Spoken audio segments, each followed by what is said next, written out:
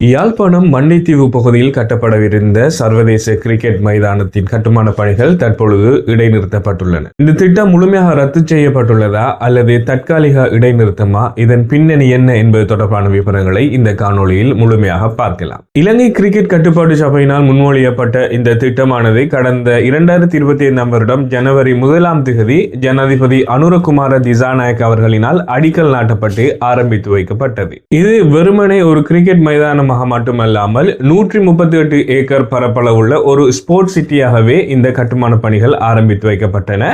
அதன் முதல் பணியாகத்தான் இந்த கிரிக்கெட் மைதானம் ஆரம்பித்து வைக்கப்பட்டது. இந்த ஸ்போர்ட்ஸ் சிட்டி திட்டமானது 138 ஏக்கர் பரப்பளவுள்ள ஒரு பகுதியை கொண்டது. இதில் உள்ளக விளையாட்டரங்குகள் மற்றும் ஸ்விம்மிங் பூல் மற்றும் ஹோட்டல்ஸ் போன்ற ஏனைய பல விடயங்களை உள்ளடக்கியதாகத்தான் இந்த ஸ்போர்ட்ஸ் சிட்டி திட்டம் முன்மொழியப்பட்டிருந்தது.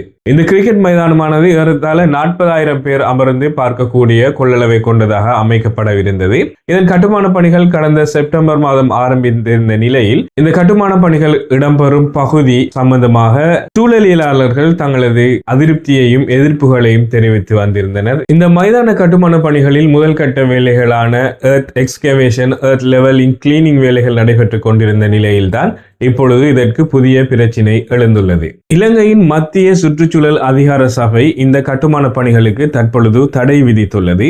இதற்கு காரணம் இது முழுமையான EIA ரிப்போர்ட், அதாவது என்வாயன்மெண்டல் இம்பாக்ட் அசஸ்மெண்ட் ரிப்போர்ட் பெறப்படவில்லை என்றும் உரிய அனுமதிகள் பெறப்படவில்லை என்றும் காரணத்தை சுட்டிக்காட்டி இந்த கட்டுமான பணிகளுக்கு இப்பொழுது தடை விதிக்கப்பட்டுள்ளது. இந்த தடையானது முழுமையான என்வாயன்மெண்டல் இம்பாக்ட் அசஸ்மெண்ட் செய்யப்பட்டு உரிய அனுமதி பெறப்பட்ட பின்னர் தான் நீக்கப்படும் என்று தெரிவிக்கப்பட்டிருக்கின்றது.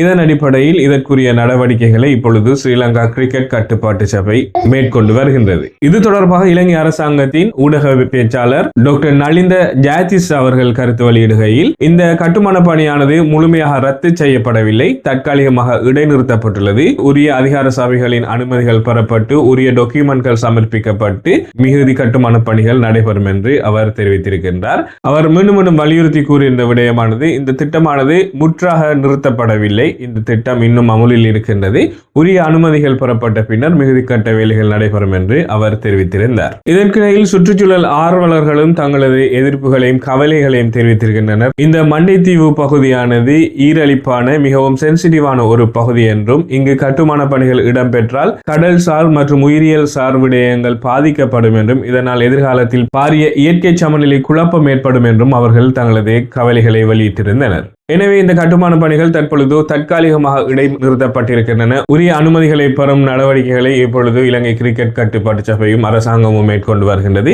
இதன்படி உரிய டாக்குமெண்ட்கள் சமர்ப்பிக்கப்பட்டு இலங்கை மத்திய சுற்றுச்சூழல் அதிகார சபையின் அனுமதிகள் பெறப்பட்டு அனைத்து அதிகார சபைகளதும் அங்கீகாரங்கள் பெறப்பட்டு உரிய முறையில் இந்த கட்டுமான பணிகள் மீண்டும் நடைபெறுவதற்கான வாய்ப்புகள் காணப்படுகின்றன. இதனை நாங்கள் பொறுத்திருந்துதான் பார்க்க வேண்டும். உங்கள் கருத்து என்ன? இவ்வாறான ஒரு பகுதியில் ஒரு கிரிக்கெட் மைதானம் அமையப்பெறுவது பொருத்தமானதா? இது யாழ்ப்பாணம் மற்றும் வடக்கு பகுதி மக்களுக்கு ஒரு சிறப்பான திட்டமாக காணப்படுமா? இதன் மூலம் யாழ் மக்களின், வடக்கு மக்களின் விளையாட்டுத்துறை அபிவிருத்தி மற்றும் சுற்றுலாத்துறை அபிவிருத்தியில் பாரிய பங்களிப்பு செலுத்தும் திட்டமாக இந்த திட்டம் காணப்படும் என்று எதிர்பார்க்கப்படுகிறது. எனவே இது அந்த நோக்கங்களை நிறைவேற்றுமா அல்லது அந்த உரிய பகுதியின் இயற்கை சமநிலையை பாதிக்காது இந்த திட்டம் கைவிடப்பட வேண்டுமா என்பது தொடர்பாக உங்களது கருத்துக்களை கமெண்ட் பகுதியில் நீங்கள் தெரிவிக்கலாம். இதுபோன்ற நடப்பு விவகாரங்களை மற்றும் சுவாரஸ்யமான தகவல்களையும் அறிந்து கொள்ள தொடர்ந்தும் நமது சேனலை சப்ஸ்கிரைப் செய்து லைக் மற்றும் ஷேர் செய்து ஆதரவு தருமாறு கேட்டு மீண்டும் மற்றும் ஒரு காணொளியின் வாயிலாக உங்களை சந்திப்போம். அதுவரையில் நன்றி,